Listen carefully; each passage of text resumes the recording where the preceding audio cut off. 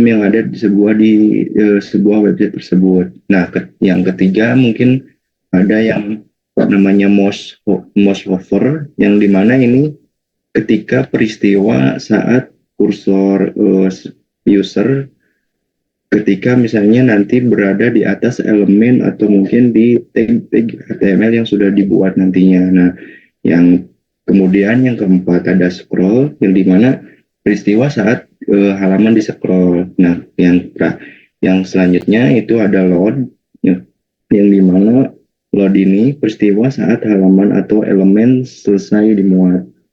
Nah, untuk yang terakhir itu ada namanya key down, yang dimana peristiwa saat tombol pada keyboard ditekan. Nah, selanjutnya itu ada contoh sebuah event handle yang dimana di sini ada dua contoh, yaitu submit dan sebuah klik. Nah, untuk yang submit ini, kita akan mengambil sebuah elemen ID atau elemen tombol dengan ID my button. Dengan my button ini sudah dibuat sebelumnya di tag HTML kita.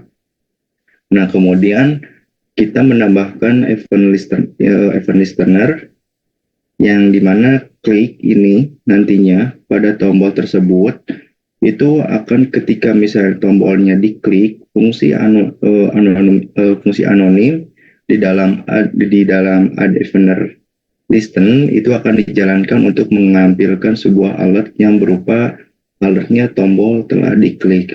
Nah, yang selanjutnya misalnya nanti contoh keduanya itu ada sebuah klik, yang dimana di sini ada sebuah variabel berupa nama variabelnya adalah link, yang dimana si link ini mengambil elemen tag HTML ID kita yang kita kasih nama mylink. Nah, mylink ini nanti ketika diklik linknya itu warna teks linknya akan berubah menjadi biru. Nah, ini dia event handler ini ketika dia mouse user itu ada di atas sebuah link ID yang sudah kita buat sebelumnya. Nah, ketika misalnya linknya diklik, warna teks linknya akan berubah menjadi biru seperti itu. Nah, untuk selanjutnya apa itu fungsi? Nah, fungsi di dalam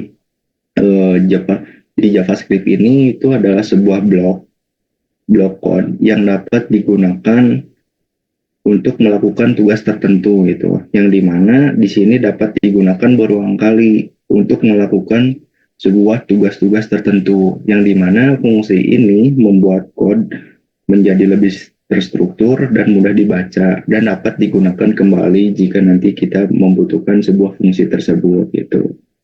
Nah, untuk kita bisa mendeklarasikan fungsi dengan menggunakan kata kunci, misalnya nanti kita kata kuncinya function. Nah, function ini dapat menerima nantinya parameter yang dapat mengembalikan return value berupa mengembalikan nilai.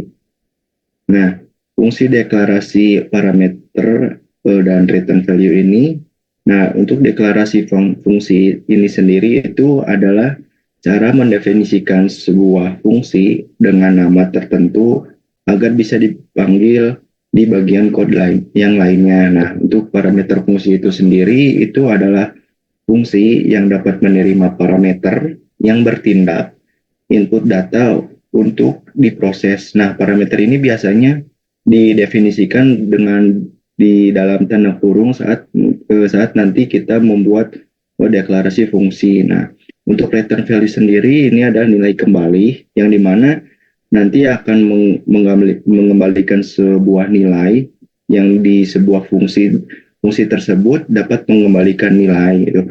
Nah, untuk menggunakannya itu menggunakan kata kunci return. Nah, setelah return dipanggil, fungsi akan mengembalikan hasil atau mungkin nantinya akan berhenti menjalankan kode yang ada di fungsi tersebut gitu. Nah, untuk contoh di sini mungkin ada 3, yaitu fungsi dengan parameter, yang kedua ada fungsi deklarasi, dan yang ketiga itu ada fungsi return value. Nah, untuk yang pertama itu ada fungsi parameter, yang dimana di sini kita menggunakan kata kunci function. dengan nama function tersebut. Misalnya di sini itu ada nama function, nama kata kunci function dan nama functionnya misalnya di sini ada Sapa.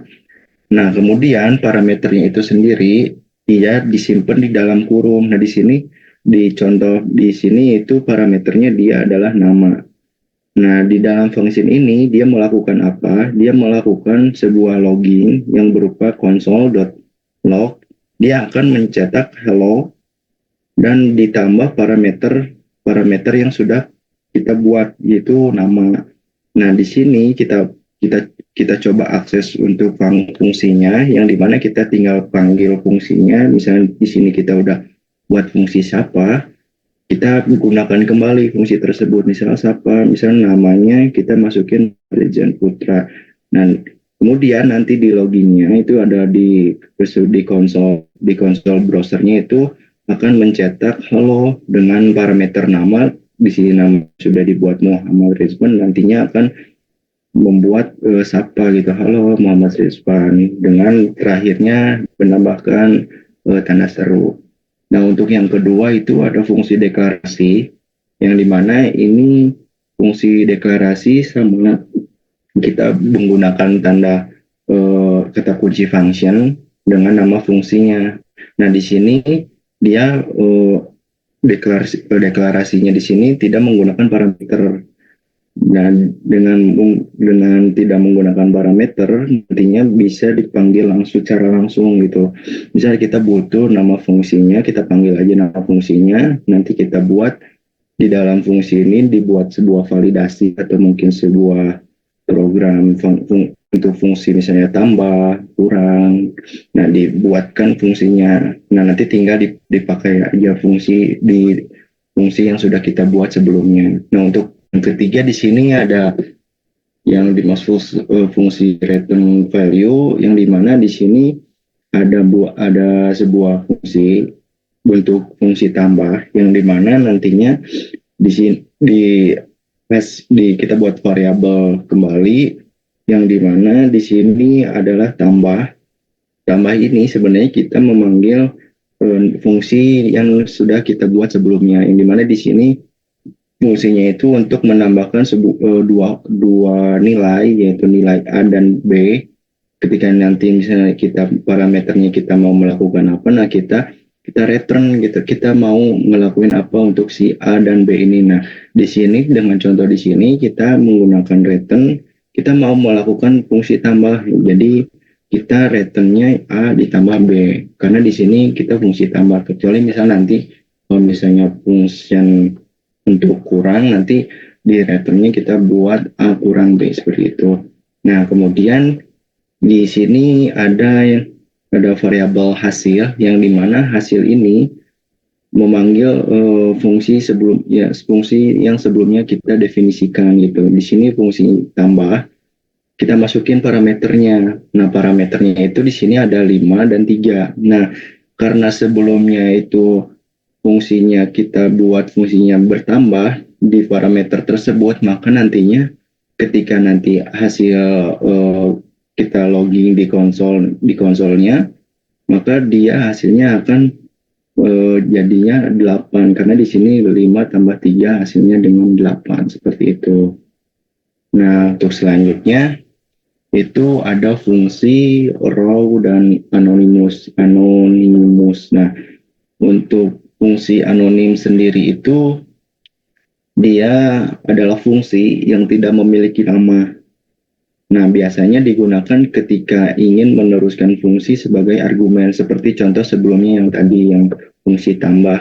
Nah, di sini fungsi yang tidak memiliki nama dan biasanya digunakan sebagai fungsi ekspresi atau sebagai argumen untuk fungsi lain. Nah, di sini fungsi ini tuh sering kali disimpan dalam variabel atau dipanggil langsung tanpa nama. Dengan contoh di sini kita bisa buat tanpa kata kunci function. Nah, di sini sebenarnya ini adalah sebuah fungsi, tapi tidak menggunakan kata kunci dari function tersebut gitu. Di sini ada sebuah array angka, itu 1 sampai dengan 5, yang dimana nantinya ini kita buat function kuadrat.